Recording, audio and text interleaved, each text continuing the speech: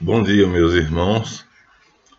Estamos às 5 horas e 45 minutos da manhã do dia 20 de dezembro de 2022. Então, não são ainda 6 horas, mas estamos praticamente gravando esse vídeo 6 horas, em continuidade ao anterior. Eu achei que deveria fazer vocês saberem o significado real dessa figura, que eu acho que a maioria dos maçons não sabia. Também acho que a maioria das pessoas não sabia. Então, o jornal era o bode, vinha aqui a primeira edição e depois número 1. E todo mundo interpretaria isso como um bode. Para que vocês não cometam essa tolice, eu dediquei uma grande parte do vídeo à explicação do que é isso aqui. Achei que isso seria bom. Fui recompensado, porque o número de visualizações foi enorme. 144. Hoje acabei de ver agora, nesse momento, a última postagem, portanto a anterior, 144 visualizações. Olha, é um número grande para um dia. No caso do nosso canal, porque há canais que tem muitíssimo mais, milhares. Mas no nosso caso, 144, geralmente oscila entre 74, 89, fica por aí. 144. Então parece que o pessoal apreciou essa explicação. E ficamos assim com a cultura sobre o alfabeto. Grego, hebraico, e latino e, logicamente, o nosso português. Agradeço que vocês tenham, porque foi um risco, né? Saímos do assunto. Na verdade, nós saímos do assunto. Então, nesse vídeo, vamos voltar. Então, agradeço primeiro por terem gostado, né? De ter conhecido, ou seja, de terem aprovado a minha ideia de fazer um estudo sobre o alfabeto a partir da letra Alpu, que é do acádico antigo, e sair do assunto, mas vocês, em vez de se aborrecerem, ficou um suspense ainda maior, o que foi que eu fiz, e eu deveria dizer o que vinha depois no editorial, depois do título, depois das indicações de que era a primeira edição, e o número era o primeiro jornal. Então, parei aqui, e é isso aí. Esse desvio foi muito bem aceito por todos.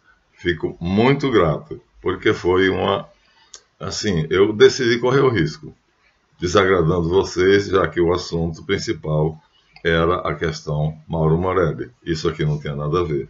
Minha gratidão. Então, mais uma vez, acertamos, com a graça de Deus. E, então, hoje vamos fazer exatamente a continuidade.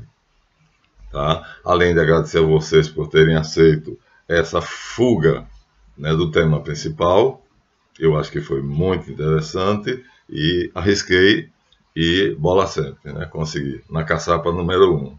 Então, para quem joga bilhar e sinuca, sabe o que é isso.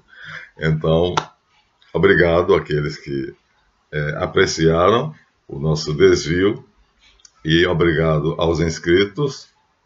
Tem crescido muito pouco.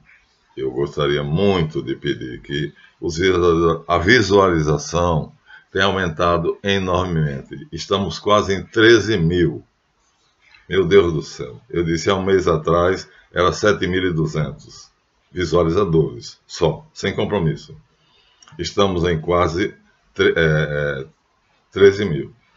Agora, por que não se inscrevem, né? Aqui vai meu pedido ingente de que se inscrevam, porque os inscritos estão por volta de 1.723. Então, muito poucos em relação aos que veem. Por favor, se inscrevam, não custa nada. É aquele toque na tarja vermelha, inscrever-se abaixo do vídeo. Pronto, tocou ali e está inscrito. Você não paga nada e você vai dar maior força para o meu canal, principalmente a monetização. E os inscritos no Colégio Caribou têm me dado um prazer imenso, imenso. Não pensei que essa nova geração fosse igual à antiga. É exatamente igual. Achei que a segunda geração de Caribou do Colégio Mário Caldeus fosse, devido aos tempos modernos, né, que tem uma preferência por futebol, carnaval e samba, não se interessasse tanto. Gente, o pessoal está empolgadíssimo. Ontem eu dei uma aula para o Gustavo, que é um dos meus alunos brilhantes, né, do Colégio Martel Deus. A aula foi programada para 1h30. Então é R$100 quem quiser se inscrever para saber mais sobre os vídeos. É 1h30 de aula. A mensalidade é R$100 com uma aula semanal. Então são 4 aulas, totalizando R$100 as 4, não é uma. Né? Então, e ficou, em vez de 1h30, quando eu acabei a aula, meia hora ele fez de perguntas, e perguntas pesadas. Pesadas, eu tive que, não sei, né, porque as perguntas eu não estudo. Eu fiz a minha aula, já durante a aula ele já fez as perguntas pertinentes. Acabada a aula, foi de 10 às 11h30, então, quando terminei, falei, acabou, agora, vejam bem, já tinha feito as perguntas da aula de 10 a 11h30. Meia hora só para você perguntar. Meia hora para agora encerremos com suas perguntas. Achei que ele faria 1 ou 2. Foi meia hora de perguntas. Então, ele estava super estimulado. Muito obrigado, Gustavo. Muito obrigado. Continue assim, viu? Iremos longe. Então, a segunda geração de caribus será igual à primeira. Amém. E agradecendo, portanto, aqueles que divulgam o canal, pedindo que divulguem, façam tudo aos amigos. E a minha primeira geração de caribus, que eram 36, mais ou menos, e está reduzida a 8, mas esses 8 são fiéis e me sustentam. Então, impagável, eu não tenho como agradecer. Né? Com meus R$1.690 do INSS, eu viveria na miséria. Então, graças a Deus, né, eu ganho quase R$7.000. O meu ganho mensal é quase R$7.000, um salário digno. E eu aí tenho o privilégio de comer, beber e viver a vida modesta, mas digna. Então, vamos parar de falação e vamos direto ao assunto. Muito bem. Então, nós estávamos dizendo, vamos voltar aqui. Aqui tem um recurso que eu descobri que eu não sabia que existia. O texto fica à minha disposição sem prejudicar a gravação. Eu não sabia disso, descobri por acaso. Então, nós tínhamos dito que a parte do editar, a primeira página era toda minha. A diagramação da primeira página era toda minha. E por isso começava com o body. Mas, e abaixo, então, tudo, a diagramação completa era minha. A reunião foi na quarta, às 8 horas da noite, 20 horas, portanto. Acabou por volta das 10, né? E aí eu fiquei um pouquinho com o secretário, depois nós fomos embora.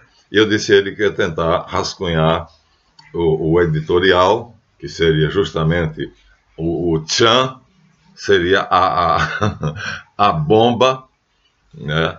A canhoneira da nossa cavalaria, né, dispararia exatamente no editorial, que era meu. O resto o Valadão podia fazer o que quisesse, não me interessava. De receita de bolo até jogo de time de futebol, e quem ganhou na loto, na época era isso. E aí, assim combinados, nos despedimos e fomos para casa. Acordei às 5 horas da madrugada. Então, vou recomeçar por aí, tá bom? Então, quarta, às 10 horas, nós estávamos saindo do Edifício Machado, todos. Eu estava mais perto do meu secretário e disse a ele que eu ia agora me encarregar de fazer o editorial. E a primeira página, né? Diagramação, mas principalmente editorial. A surpresa dele, do bode aqui, ele não soube o que era, também não expliquei. Deixei que eles achassem que isso era um bode, né? Mas não é, é um boi. Então, nós paramos aqui, ó. Rascunhei na madrugada da quinta, portanto, da quarta para quinta, por volta das 5 horas da manhã. Estava terminando, então, já era 5 horas, não é mais madrugada. O desenho, uma folha de papel, onde constava o nome do jornal. Bem nítido, bem visível, em letras garrafais, o body. como se havia sido decidido por unanimidade na reunião da loja na quarta-feira. A legenda exemplar número 1, abaixo a figura suposta de um bode, na verdade a letra Alpo, do acálico antigo, né, que é Aleph em hebraico, que é Alfa em grego e em latim é A. E no nosso alfabeto, que foi importado do latim, é a letra A. Já mostrei a vocês. Nós dissemos isso. Então, o editorial também seria exclusivamente produzido por mim. Todos. E constaria da primeira página.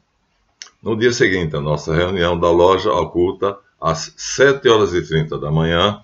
Então, eu acordei às 5h, 2h30 depois, telefonei para meu secretário, já disse isso, ele atendeu prontamente. Marcamos um encontro diante do Colégio Municipal, parece que é Escola Municipal, não é colégio. Escola Municipal do Duque de Caxias, por ser de fácil estacionamento, de ter um edifício adendo, que era muito famoso, aliás, tinha dois, agora pensando agora de manhã. Então, Escola Municipal Duque de Caxias, porque existia o Colégio Duque de Caxias, que era particular do Dr. Eli Combão, onde eu trabalhava. A Escola Municipal é aqui, não sei o nome da rua, mas é aqui pertinho, do Parque Lafayette, então não é colégio. Colégio supõe ginasial, mas fica isso como secundário. Então, era de fácil estacionamento, tinha vizinho um corredor de entrada que levava para a regional, que era, na verdade, uma subsecretaria da Educação e Cultura do Ministério da Educação, cuja sede ficava em Niterói, antiga capital do Rio de Janeiro.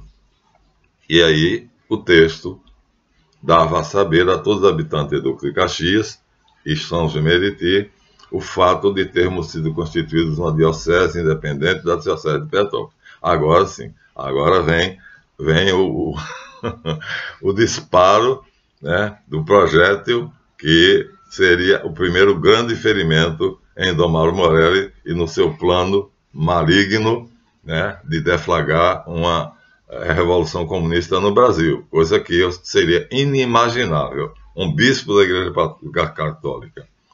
E aí, nesse texto, agora vocês vão ver, deixei escoar sutilmente todo o meu veneno. Olha, gente, eu sou professor de português, eu conheço exegese, eu conheço interpretação de texto, né? Eu conheço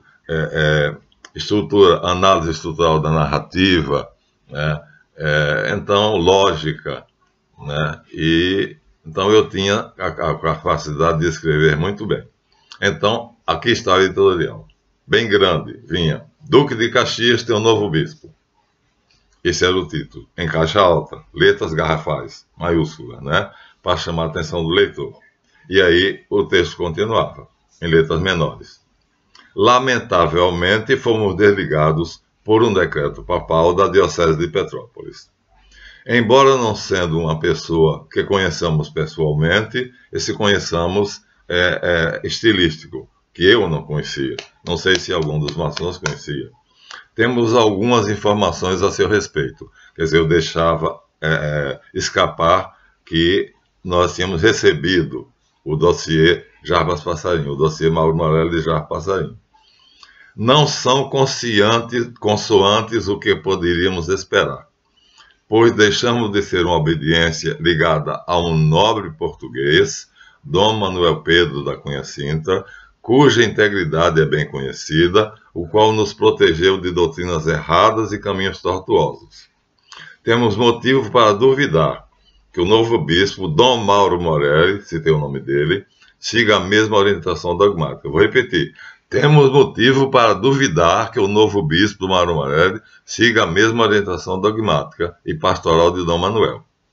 A desgraça se abateu sobre as duas cidades da nossa querida Baixada Fluminense. Olha só, aí peguei pesado, né? Quer dizer, já esperávamos o pior. Então ali eu dizia, não sei quais os caminhos que ele vai tomar, mas aqui estava claro. A desgraça se abateu sobre as duas cidades da nossa querida Baixada Fluminense. Vamos rezar para que as vozes por nós ouvidas, não foram vozes, né? Ninguém sabia, é o dossiê Mauro Morelli, mandado por Jarbas Passarinho, não sejam verdadeiras.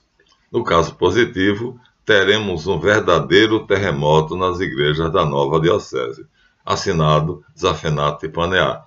Foi o pseudônimo que eu adotei. Zafenato Paneá, já disse a vocês, é o nome que o faraó do Egito, Ixo, os Ixos conquistaram o Egito, deu a José do Egito depois da desfação do sonho.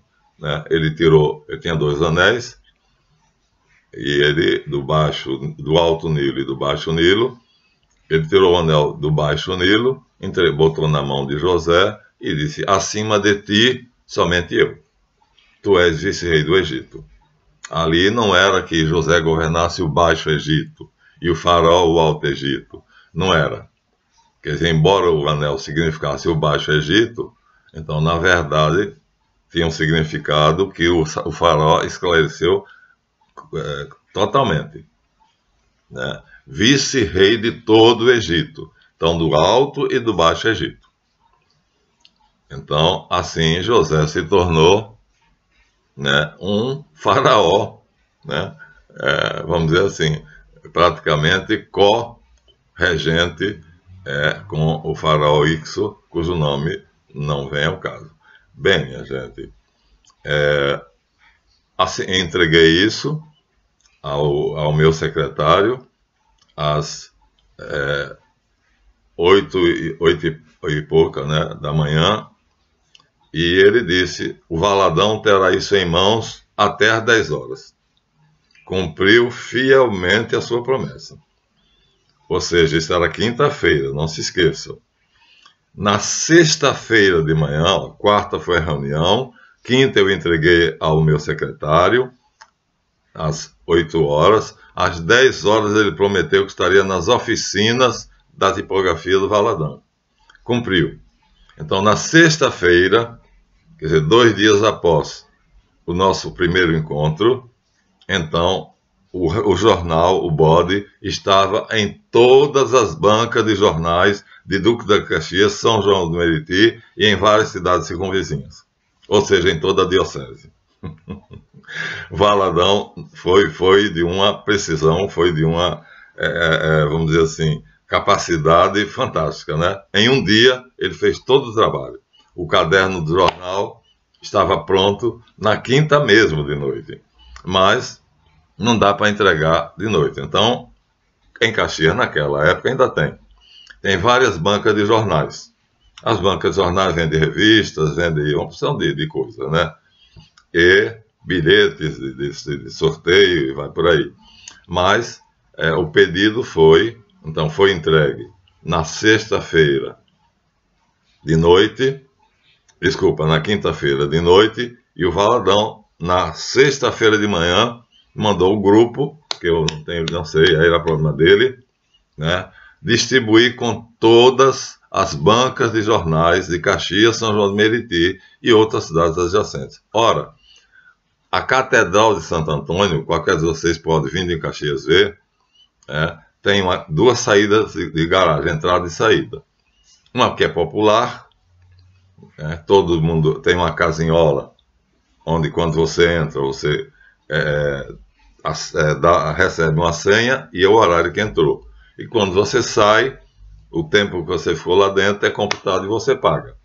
E tem à direita, bem distante, em frente à casa paroquial, ao Palácio Diocesano, tem outra que o bispo Dom Mauro não usava. Então, embora ele botasse o carro na garagem privativa dele, ele não saía pela passagem dele. Ele saía pela passagem comum de todo mundo. Ele vinha de lá, passava em frente à igreja, porque tem um espaço bem grande, pode-se passar em frente da igreja. Ele saía do Palácio Episcopal, pela porta, vinha, passava em frente à igreja e saía normalmente pela entrada e saída comum de todo mundo. Ele era um homem popular, né? Era uma pessoa do povo. Ou seja, não se distinguia de ninguém. Exatamente essa era a ideologia dele. Eu acho que tinha no coração dele algo de positivo, sabe? Depois de termos brigado muito, então depois de uns 5 anos, eu percebi, ele foi nomeado secretário de Ação Social do governo de Minas Gerais, Aécio Neves. Então, cumpriu-se a minha profecia. Né?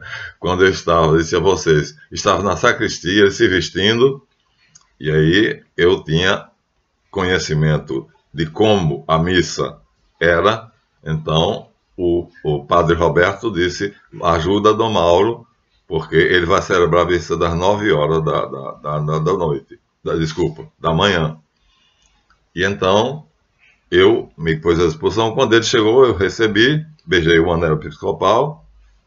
Ele chegou de terno, ele usava terno fora da igreja, né? Até dentro do Palácio Episcopal. Só usava as vestes litúrgicas no momento da celebração. Então, quando ele estava se vestindo, ele me fez aquele convite, né? Eu devia me filiar a um partido comunista, e eu disse a ele que, olha, sua autoridade para quando o assunto é moral ou dogma. Para aí. Eu era abusado, viu? Enfrentava ele de nariz erguido. Então, se o assunto fosse alguma reprimenda moral, alguma orientação moral, eu aceitaria, sem pensar. Ou se fosse dogmática, né? Isso é uma explicação de um dogma da igreja, eu também aceitaria. Depois vamos explicar a infalibilidade da igreja, dos concílios e do decreto pontifícios, para você saber em que se baseia a obediência do católico.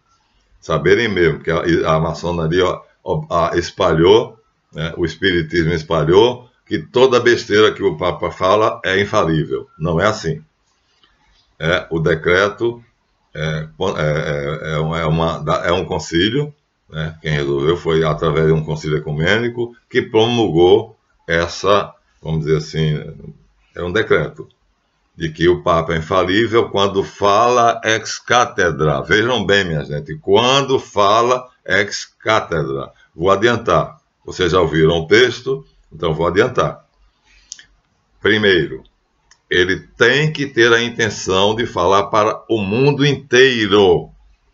Primeiro, olha, ele não pode estar falando apenas para um povo, para o Brasil, por exemplo, quando ele elogiou o trabalho do arcebispo, cardeal-arcebispo de Aparecida, isso ele não falou ex cátedra. Ali, aquilo que veio naquele documento não tem nada de infalível. Né? Quando ele mandou uma carta para o responsável pela igreja de Nossa Senhora de Fátima, né? No aniversário, num dos dias 13 de maio de um ano qualquer, então mandou uma carta elogiosa, porque Nossa Senhora de Fátima tinha a maior devoção, ela é realmente grande. Aqui no Brasil é Nossa Senhora da Aparecida, mas Nossa Senhora de Fátima é no mundo todo. Então, isso não tem nada de infalível. Então, entenda bem, se ele manda qualquer coisa para uma determinada região, não tem infalibilidade. Então, só quando ele fala, a expressão latina é urbi et orbe, para o mundo, para a cidade de Roma, em primeiro lugar, e para o mundo. Urbi é cidade e orbe é o mundo. Então, primeira cláusula, quando fala urbi et orbe. Segundo, quando tem a intenção de proclamar uma verdade da fé que foi crida durante todo o tempo pela igreja.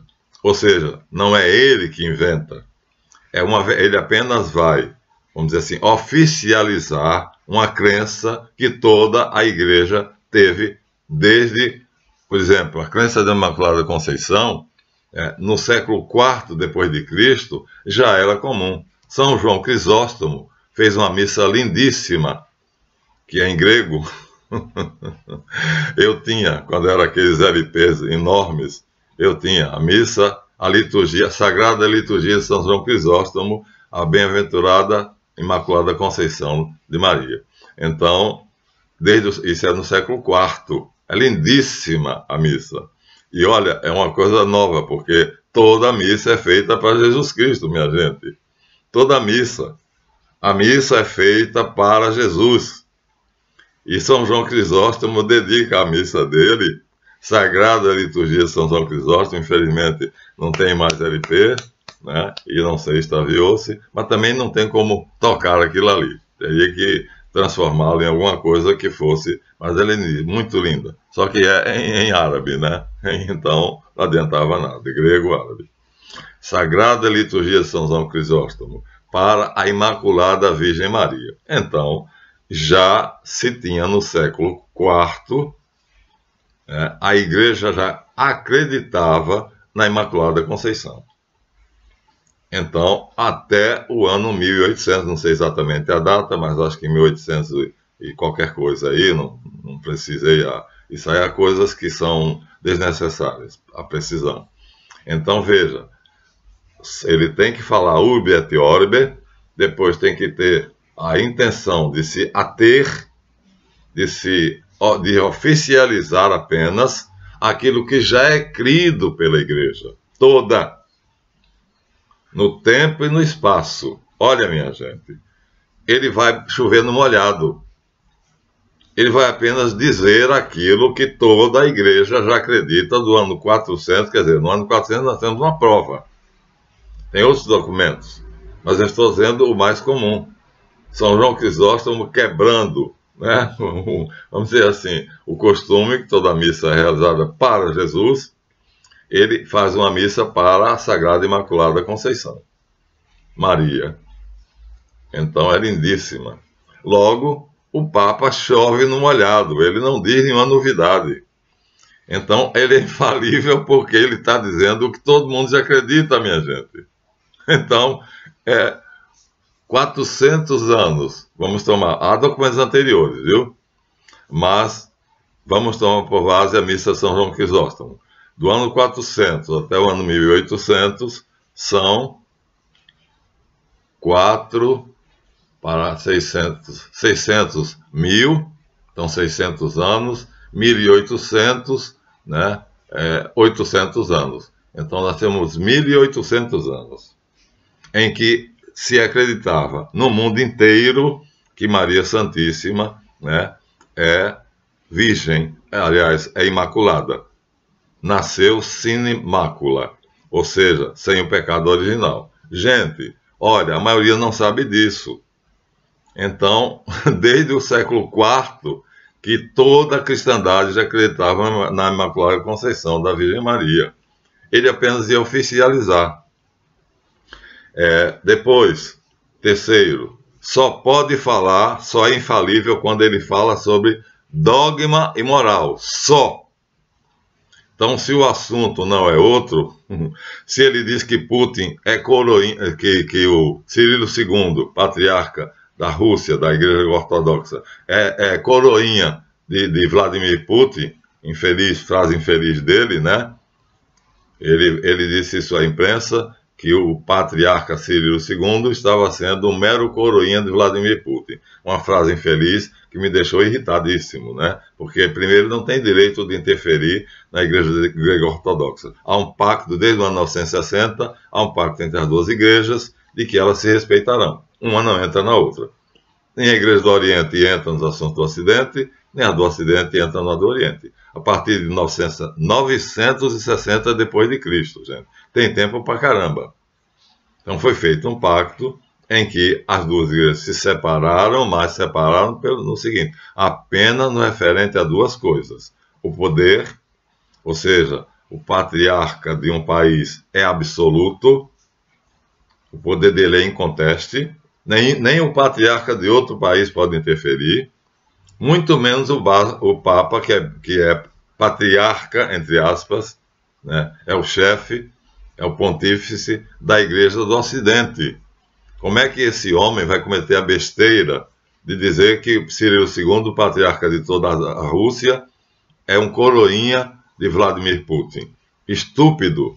O que ele disse foi uma tremenda estupidez. Então, nisso aí, ele não só não foi infalível, como foi um estúpido, grosseiro, e desobedeceu a um pacto estabelecido entre as duas igrejas. Está vendo? Tem que saber tudo isso. Quarto, né, ele terá de obedecer, ler os decretos anteriores, ler os concílios anteriores, ou alguém fala isso para ele, e ver que o dogma que ele vai proclamar não vai contra nenhum dogma anteriormente proclamado por outro Papa. Porque um Papa não pode contraditar outro. Então, é uma sequência. Logo, não pode ser contrário a algo que outro Papa tenha feito. Imagina você.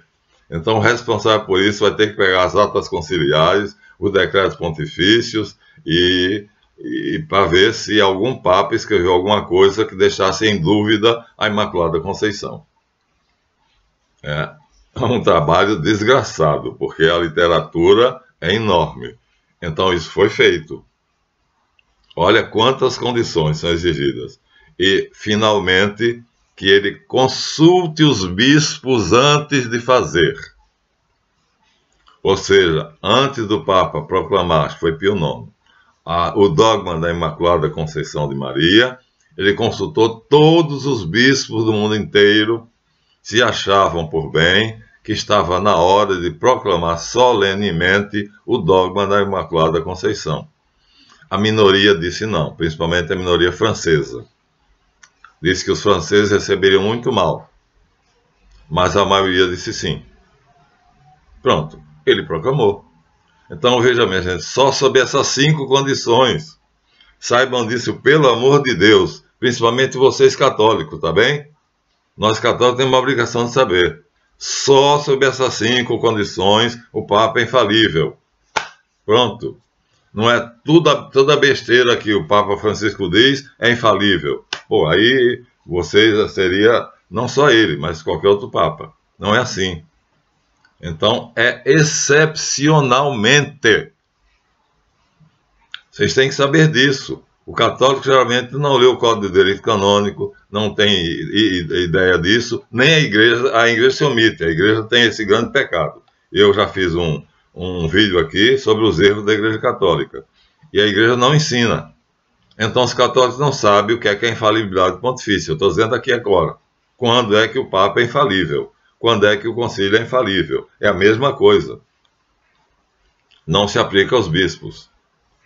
Os bispos não têm esse poder.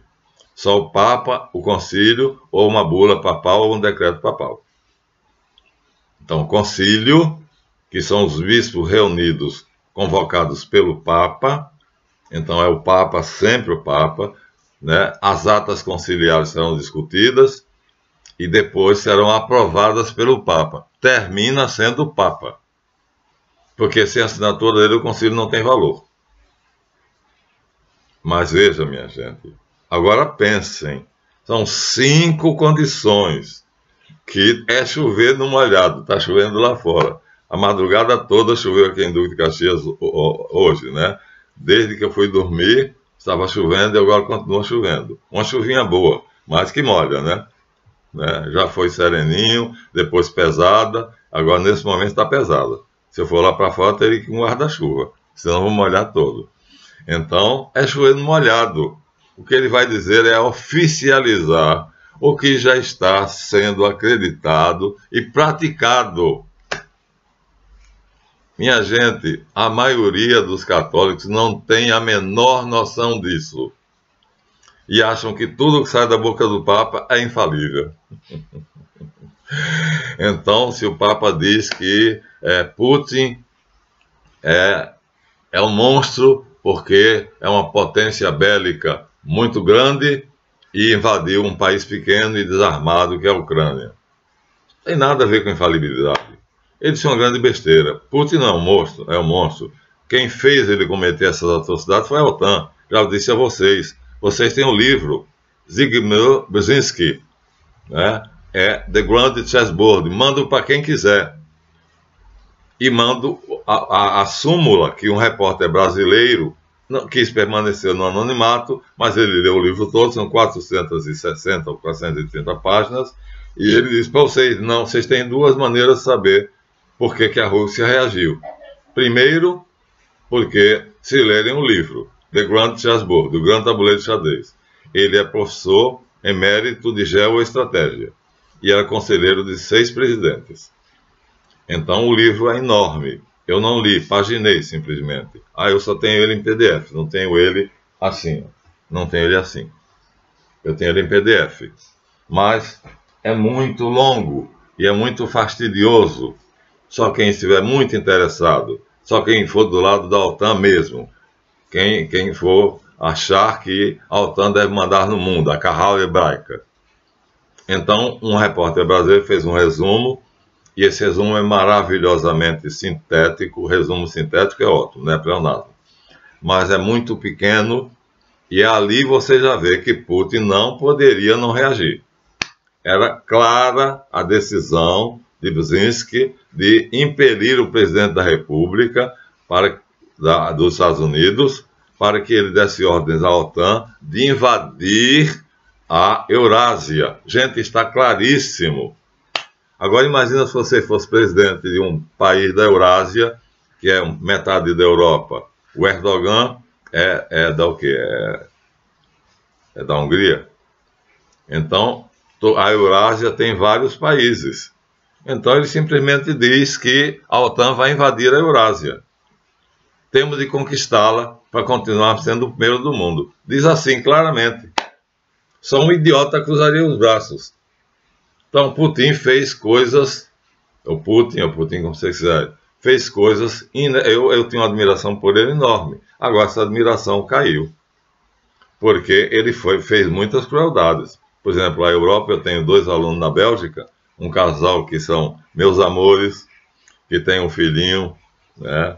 Minha querida, a gente vai ter um telefonema no sábado, na sexta-feira, só para se despedir, só para desejar Feliz Natal. Será a nossa última fala, não será uma aula, né? Mas, meus amores, como eu amo vocês. É uma família, né, de brasileiros que moram na Bélgica e o filho deles é belga, nasceu lá. É uma criança linda, super educada. Então, por que estou dizendo isso? Porque eles estão lá passando fome. Eles dizem que lá ainda não há o desabastecimento, mas na Holanda já há. Na França já há. Nos Estados Unidos já há. Você entra no supermercado, você quer comprar 1 quilo de café, não tem. Você quer comprar batata inglesa, não tem. O desabastecimento, graças a quê? A Vladimir Putin, que não deixa os navios da Ucrânia e dos outros países saírem, todos os países que apoiam ele. Então, como ele foi amaldiçoado pela OTAN, sofrendo sanções, ele retribuiu na mesma moeda, é claro. A quantidade de dólares que estão retidas nos bancos, que fazem parte do pacto da OTAN, é bilhões de dólares, talvez perto do trilhão. E está retida, é dele, mas ele não pode usar esse dinheiro. Um absurdo, um roubo. Então você imagina, ainda temos, portanto, que falar muito sobre Vladimir Putin. Agora, ele fornecia 40% de gás para a Europa. E ele cortou, está fornecendo 5%. E agora há uma proposta dele falar diretamente com Joe Biden, porque ele não quer nem saber de falar com Zelensky. Ele acha Zelensky o que ele é, um palhaço. Eu não quero falar com palhaço. Eu não estou aqui tratando de um espetáculo circense. Não vamos marcar quando é que o circo vai dar o próximo espetáculo. Eu quero falar com o presidente dos Estados Unidos. Com ele eu falarei na hora que ele quiser. Dizem que Biden aceitou. Então estamos esperando isso. Ele não compareceu ao G20. Né? Ele mandou o ministro de Relações Exteriores. Né? Então não compareceu. Dizem que ele não queria receber acusações, que seria o tempo todo mundo fosse à tribuna e acusá-lo. Mas pode ser isso. Ninguém sabe o que passou pela cabeça dele. Pode ser porque ele acha que já não pertence mais ao G20. Né? As sanções provam isso. Então, ele baixou de 40% para 5% e ameaçou cortar esses 5%. Você imagina, a última vez que eu falei com a minha querida aluna belga, ela disse: professor, estamos a 4, essa noite era sexta-feira, a hora deles é sexta-feira, aqui no Brasil, 16 horas. São, agora no inverno, 4 horas. No verão são 5 de diferença. Então aqui, aí são 4 da tarde, aqui são 8 da noite. Mas o senhor não imagina o frio que está vendo aqui. São 4 graus abaixo de zero. Minha gente, é pior do que você entrar no frio da sua geladeira. Então é crueldade, é perversidade. Putin fechou, reduziu de 40% para 5%. E ele já ameaçou, posso fechar, você não terá 5%. Eles estão se cotizando. Vem um pedacinho dos Estados Unidos, vem um pedacinho não sei de onde, vem um pedacinho da Alemanha e carvão mineral. Então estão se virando. Mas ela disse que o frio é enorme. A gente mesmo dentro de casa sente muito frio, muito, muito frio. Então eu acho isso perverso. Eu acho realmente perverso. Mas quem foi que fez isso? A OTAN. Gente, a OTAN criou um monstro. Tem um artigo aqui que eu vou ler para vocês. Né? A OTAN criou um monstro. Não sou eu que escrevo. Né? A edição é do Baglis TV. Eu recebo toda semana. Baglis TV. É em francês. É uma editora francesa dizendo como a OTAN criou um monstro. Então, a responsabilidade de tudo que ele está fazendo, ele está apenas reagindo. É a OTAN. Vamos invadir a Eurásia para que os Estados Unidos continuem sendo o primeiro do mundo. Essa é a frase. Pronto. É isso que fez Putin fazer tudo. O que ele começou, a invasão da Ucrânia, e o que ele está fazendo. Compreendam isso. Né? É assim que age, não é só o comunismo, então. O capitalismo também é a mesma coisa. Né? Há uma brincadeira que tem um pouco de verdade, que na última reunião do G20, ou antes disso, né, a União Europeia se reuniu e o presidente da França disse: lutaremos até a morte do último soldado ucraniano. Olha que frase maravilhosa. Lutaremos até o fim do último soldado ucraniano. Claro, ele está na França, desabastecido, viu? E protesta na população de rua. Então ele está sofrendo pressões enormes. Né? No parlamento ele tem 7% de apoio no parlamento, de 7 a 14. Né? Então ele não manda mais na França, ele não consegue governar, porque sem um parlamento ele não consegue governar. Desabastecimento, protestos, e aí ele chega, não sei se é piada ou verdade, mas recebi aqui através do Zap, recebi aqui uma brincadeira, eu acho que é brincadeira, em que ele disse, tomando a tribuna, ele esse ano é o atual presidente da União Europeia, ele acumula as funções, portanto, de membro, e foi eleito presidente. Cada de 4 em 4 anos muda, ou de 2 em 2, não sei, acho que de 2 em 2.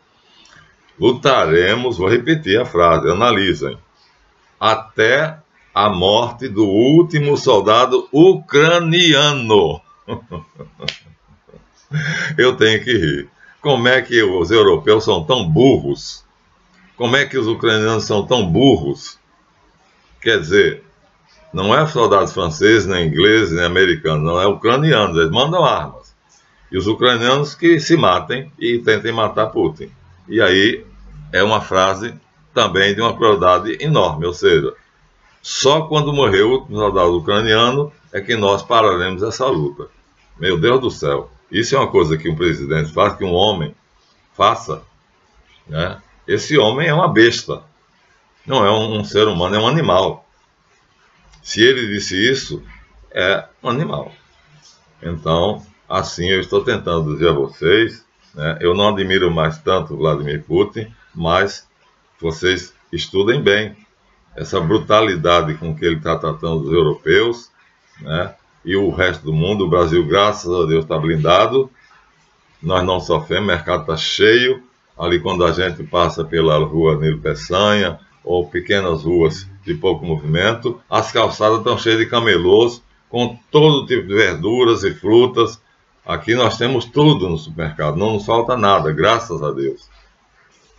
Mas os meus alunos belgas disseram que a Holanda, né, a França, a Inglaterra, os Estados Unidos estão desabastecidos. E a questão energética é cruel. É cruel. Porque a 4 graus abaixo de zero, você não ter calefação, né? Nós ligamos o ar-condicionado aqui no verão. Né? Lá aqui nós estamos no calor. Por acaso, de ontem para hoje, veio onda de frio. Frio e chuva. Mas quando faz calor aqui, lá faz frio. A gente liga aqui o ar-condicionado. Lá ele liga o aquecedor. Mas para eu ligar meu ar-condicionado no calor e dormir gostosamente uma noite inteira, eu tenho que ter energia elétrica. Fiquei 30 dias sem energia porque um diretor da Light, maçom, ficou magoado porque eu estou dizendo tudo sobre maçonaria. E ele decidiu fazer, porque desliga lá, sabia? Eles têm um controle da minha casa lá. Eles têm um disjuntor, basta ele com o polegar mover o disjuntor e a minha luz falta. Ou seja, no bairro inteiro, na rua inteira, na vila que tem 5 casas, só a minha foi desligada. E 30 dias depois, ele telefonou, depois de eu fazer 5 pedidos, ele telefonou para mim, não disse o nome dele, telefonou de um telefone próprio, particular, portanto, não está gravada, eu não tenho provas. Boa noite, eu falei, boa noite. É o senhor Marlão que estava vendo? Eu falei, sou. Vou religar sua luz. Olha só, funcionários vieram aqui de capacete, vestido da Light, caminhão e tudo mais, e futucaram os fios, nada. Bastava ele ligar aquele disjuntor. Os funcionários ligavam, 2 dias depois faltava de novo. Felizmente um vizinho me socorreu fazendo uma tomada que ia da casa dele até a minha. Mas isso não era o suficiente, porque eu não tinha luz o dia todo. Quando ele precisava para a máquina lavar ou para outras coisas, ele ligava, mas avisava antes. Então, a Light está sendo processada. Agora você imagina, um maçom que, para se vingar de mim, porque eu estou falando da maçonaria, ele simplesmente tem um disjuntor onde ele moveu e desligou a minha luz.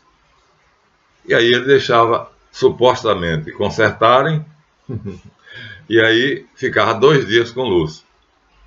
Ele desligava o disjuntor de novo, apagava tudo. O trabalho da equipe que vinha foi anulado. Assim, vejam, eu estou agora contando como eu tive que me juntar à maçonaria para lutar contra o Mauro Morelli. Né? Nós somos inimigos. Eu e a maçonaria moderna somos inimigos. Né? Porque a maçonaria moderna é governada pela Carral Hebraica. O Grande Dragão de Londres é quem governa a maçonaria. Todas as duas, as grandes lojas e o Grande Oriente.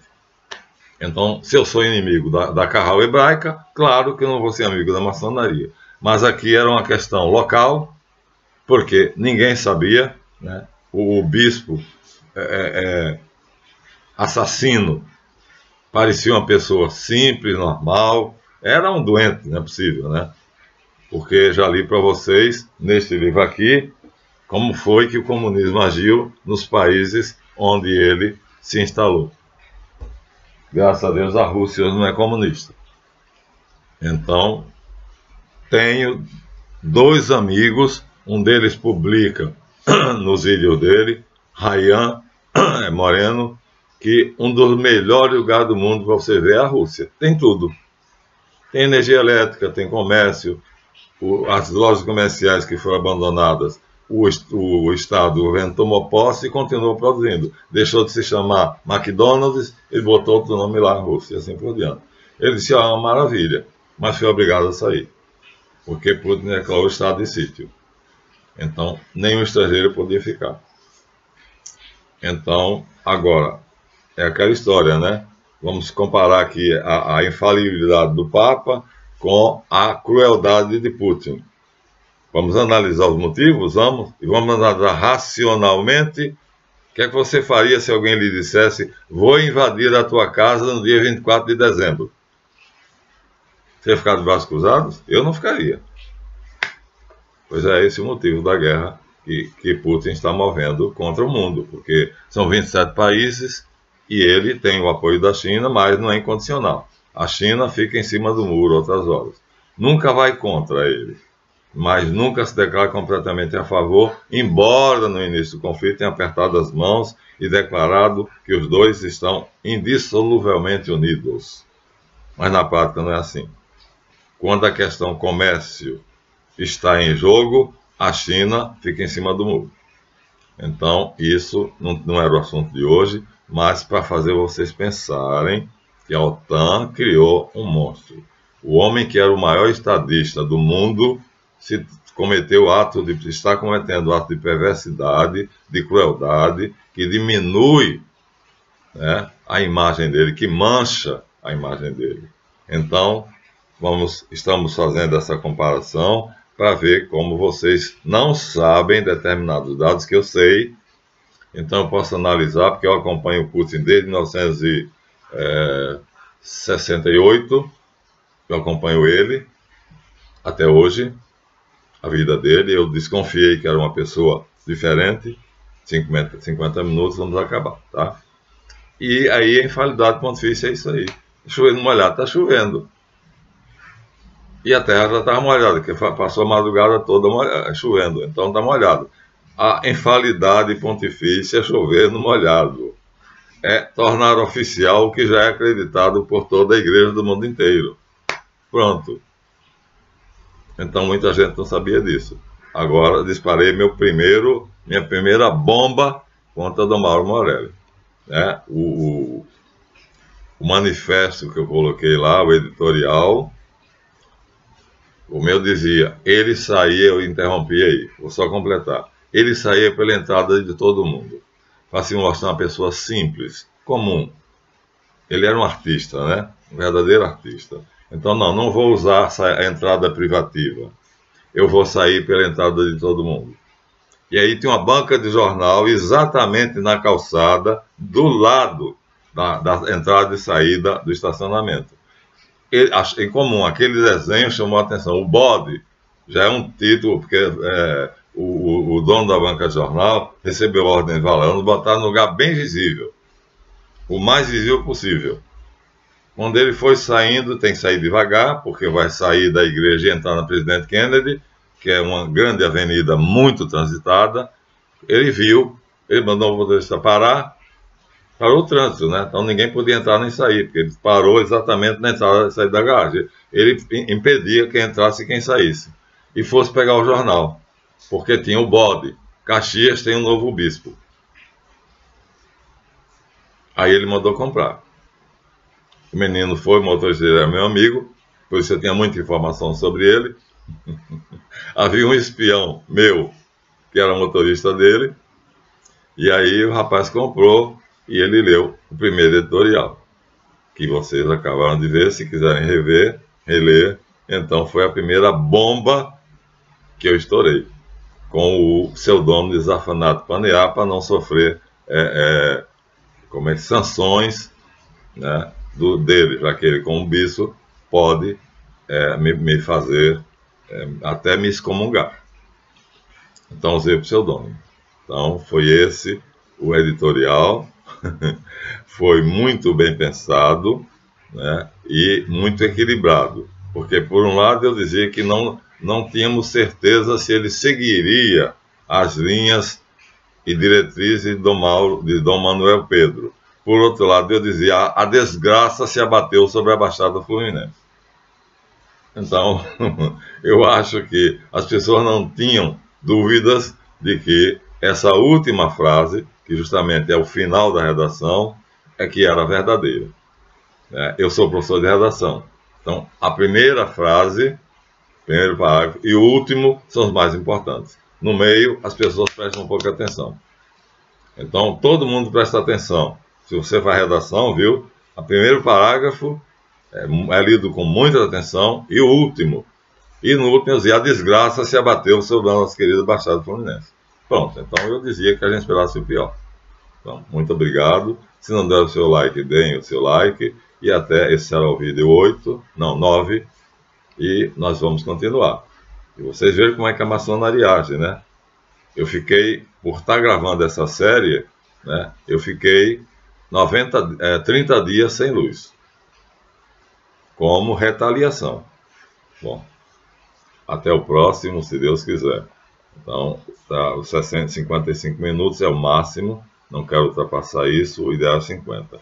Então, que tenham um bom dia e boas festas. de final de ano. Até o próximo.